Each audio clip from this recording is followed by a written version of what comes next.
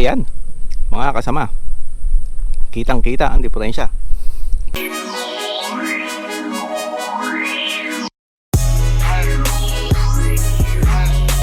What's up mga kasama, nandito na naman tayo. Tagal-tagal tayong di nagkita-kita. Medyo na apektuhan tayo ni bagyong, pangalan ng bagyo na yun, sa dami na, si Tonyo. Ayan, ngayon si Ulysses naman, pero mukhang magiging maaraw muna ngayon. 2 days tayong di nakapunta sa Kubo, so okay naman, wala nung ano. Tapos i-check lang natin yung mga tanim natin mamaya. Tapos yung in-spray ng tropa nung isang araw, ilan ba yun? 3-4 days ago. Ayan, papakita ko sa inyo, sandali lang. Papakita ko sa inyo.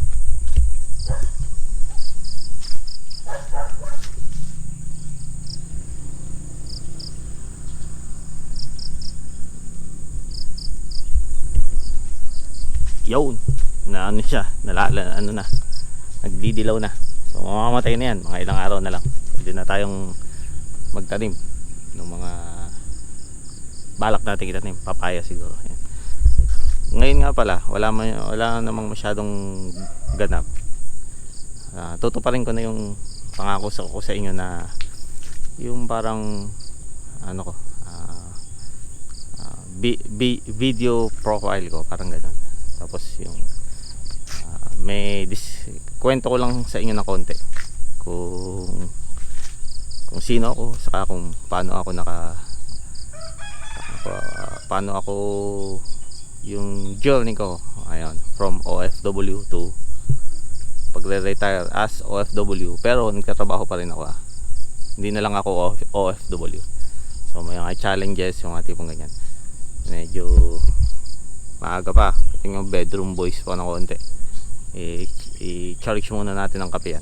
So, yun lang, kita tayo mamaya. See you. Yun. So andito tayo sa loob ng kubo. Pasensya na kung hindi nyo ako makita. Ayan ako. Oh, yan, kita nyo na ako. Yan, nandito tayo sa loob ng kubo ngayon. Kasama natin ang yan, dalawa na yan. Kasi ika 14th day na nila.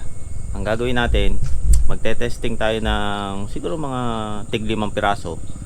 Ilalaga natin, hugasan natin, ilalaga natin. Tingnan natin kung kailangan pa kung okay na, pwede nang hanguin bukas, or kung kailangan pa ng maraming araw, dagdag araw pa, ganun. Tingnan yung itsura niya.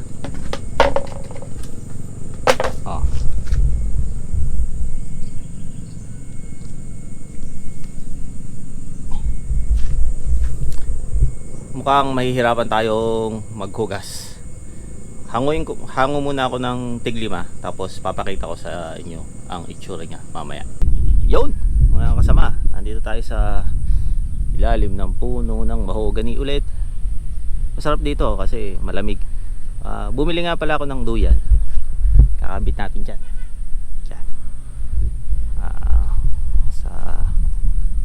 By this week, bukas, medyo magiging busy tayo.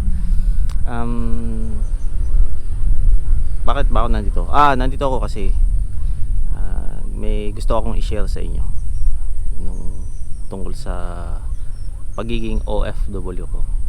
Konting background lang. Nagsimula akong abroad sa Middle East, Doha, Qatar, 2005. Straight from pagka-graduate ko, punta agad ako doon kasi nandun yung mga kapatid ko, mga uncle ko, mga pinsan ko. So punta ako doon, hindi naman ako nahirapan pagpunta doon. Fast forward 2020, yan,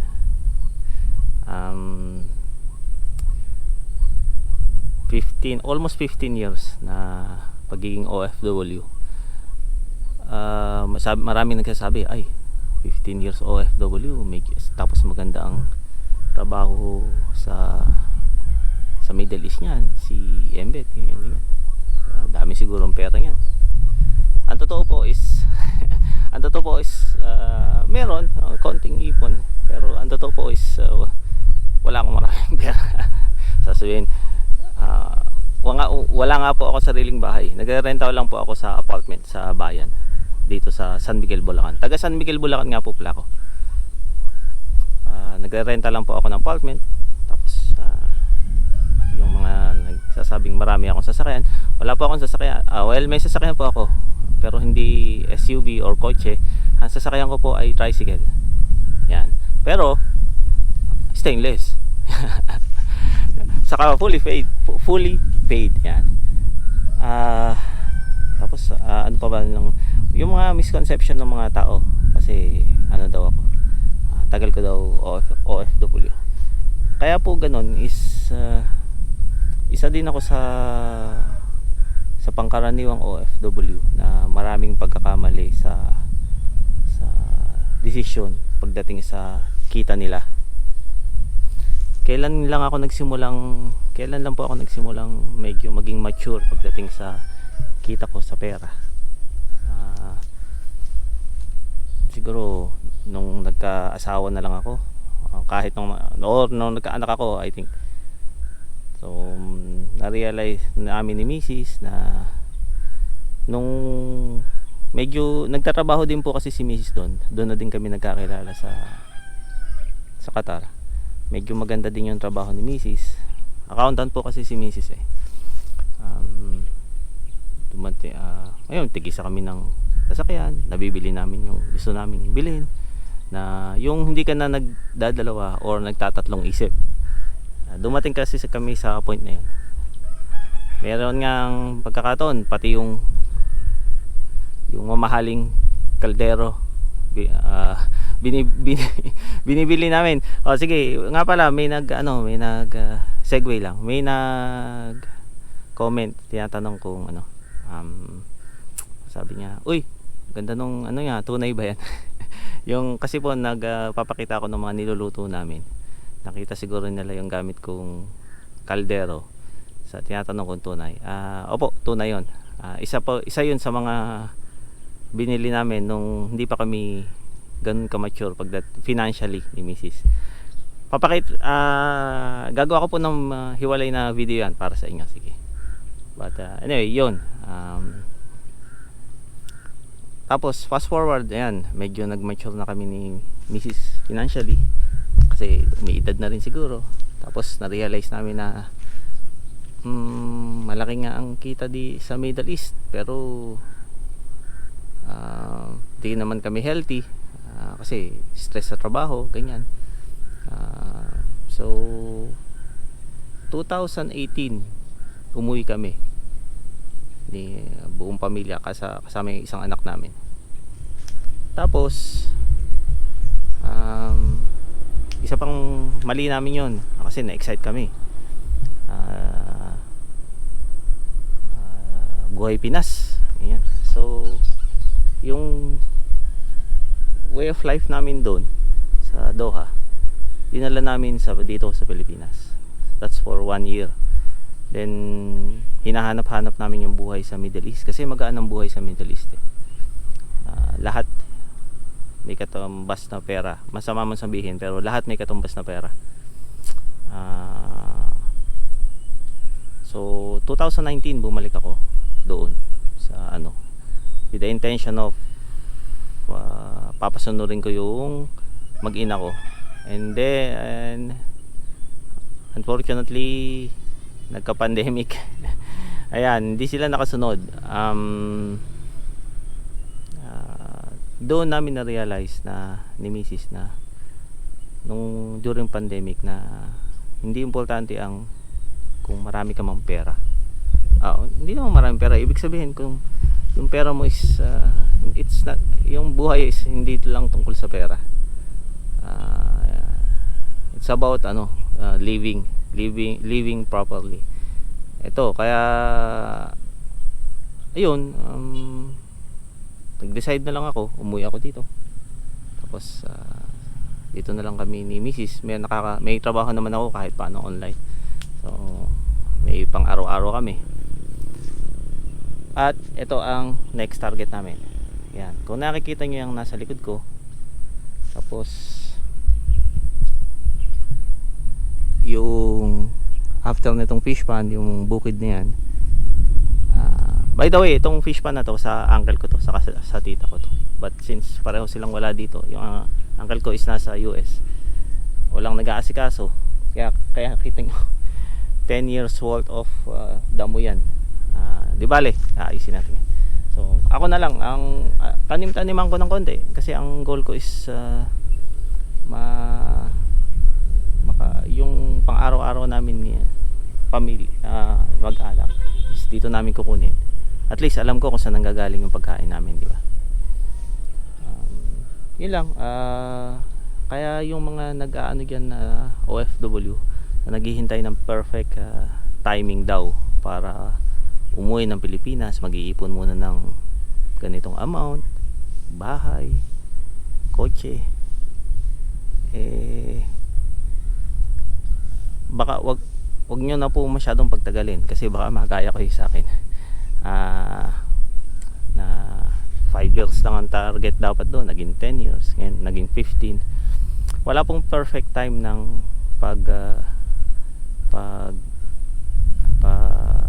retire as OFW. Kailangan lang po yung yung maglagay kayo ng mag-set kayo ng goal. Tapos wag niyo babaguhin. Ang nangyari po kasi sa amin is nag-set kami ng goal. Ang problema is yung binago namin yung lifestyle namin. Habang tumataas yung sahod namin, tumataas din yung expenses namin. Kaya po marami sa OFW pag uwi is nga walang bago umalis, ang ganda ng pangarap, bahay, bibili ng sasakyan, bibili ng mga lupang sakahin, ganyan. After 10, 15, 20 years, walang nabiling, nakapagpatayo ng maliit na bahay, walang nabiling lupa, walang sasakyan, kasi po nagbago yung naano sila sa goal nila na wala yung focus nila sa goal nila. So kaya pag nag-set po kayo ng goal, pilitin yung, wag nyo babaguhin, wag nyo babaguhin, saka pilitin yung matupad. Isa pa yon, kasi yung mga nag-OFW gusto makabili ng lupang sakahin, ganyan. Kami, ito, magkakapatid, yung mga kapatid ko po karamihan nasa abroad din. Magkakapatid, ayan, yung tatay namin matanda na, walang magsasaka nung bukid namin, kaya umuwi na rin ako, kasi eto na ayan hinahain na sa amin kumbaga may palay na kami, hindi na namin kailangan kumahig para makakuha, di ba? Pinaghirapan na ng tatay namin.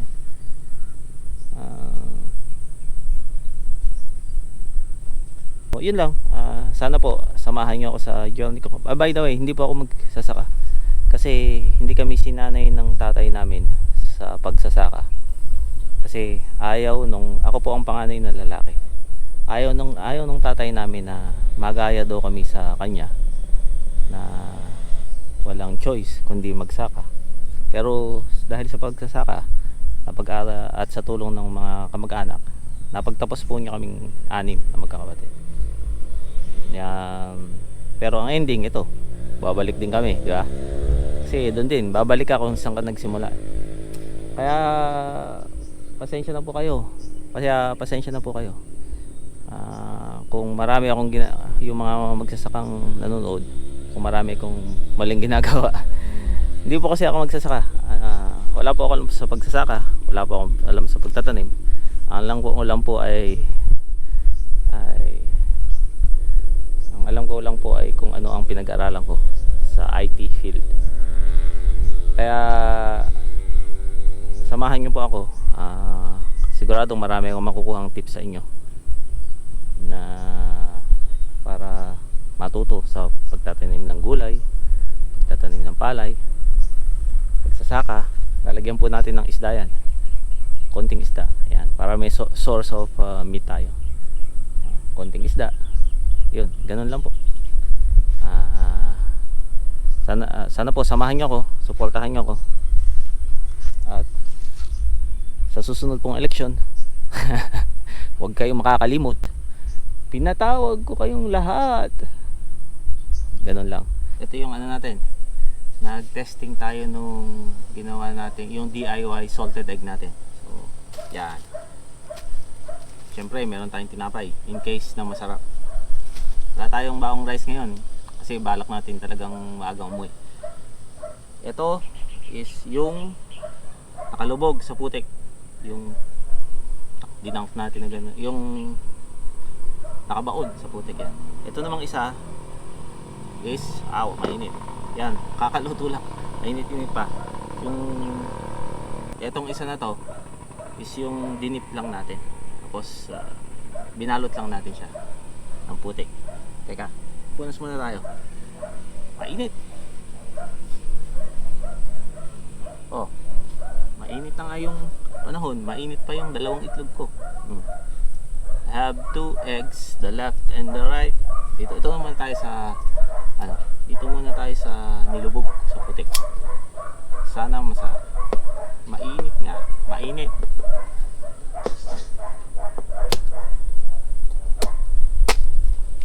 Pop, pop, pop, pop.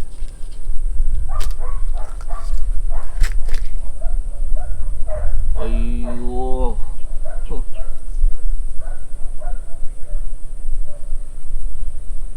Ay, nako. Ay, nako. Papakita ko sa inyo. Wait lang. Dito naman tayo sa hindi nilubog.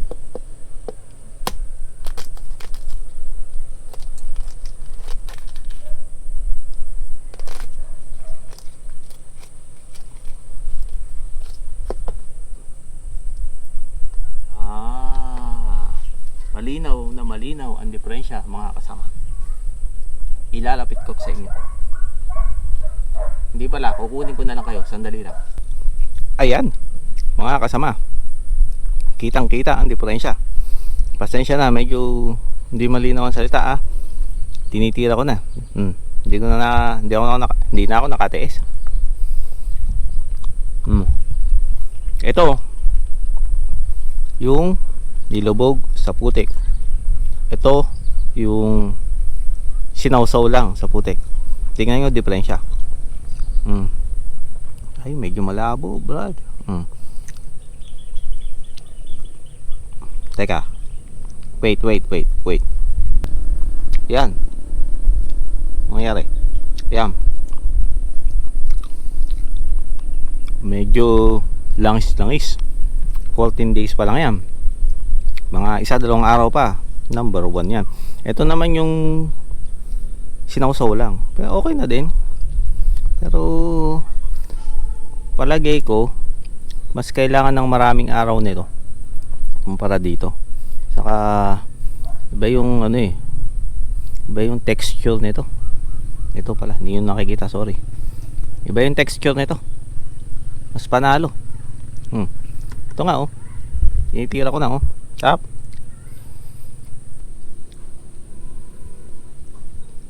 Sarap. Saktong-sakto, merienda alas 11 na. Mag-alas 11 na.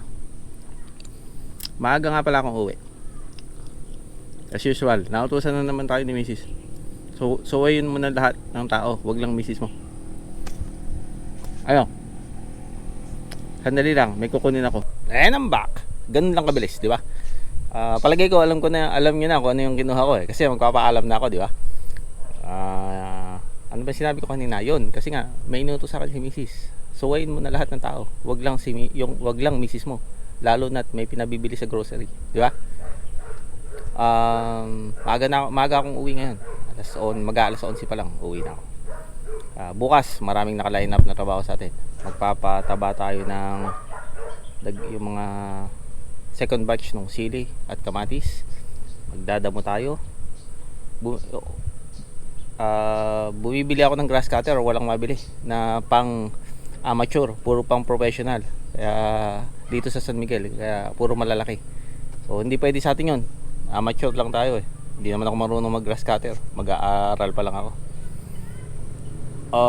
Yun lang. kita-kita na lang tayo guys bukas. So kung nagustuhan nyo tong video na to, palike naman yan kahit kapiraso lang. Tapos kung di ka pa nakakapag-subscribe, subscribe ka na. At syempre, huwag nyo kakalimutan i-click ang notification bell. Nasira, notification bell para lagi kang updated sa latest videos natin. See you guys tomorrow.